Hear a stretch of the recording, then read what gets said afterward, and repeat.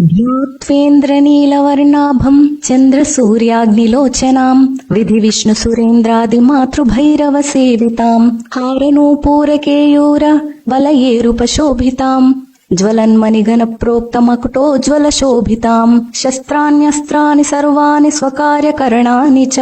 करैः समस्तैर्विविधैर्बिभ्रीतम् मुसलम् हलम्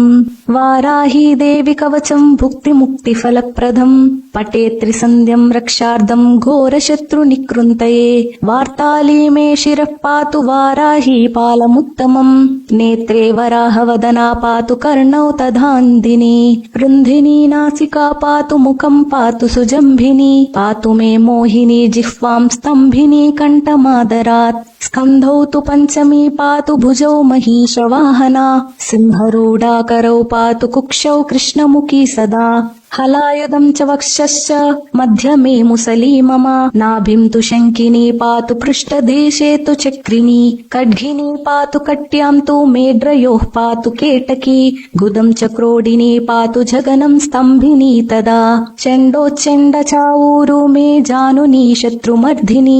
जङ्गाद्वयोर्भद्रकाली Chamunda गुल्फयोर्द्वयोः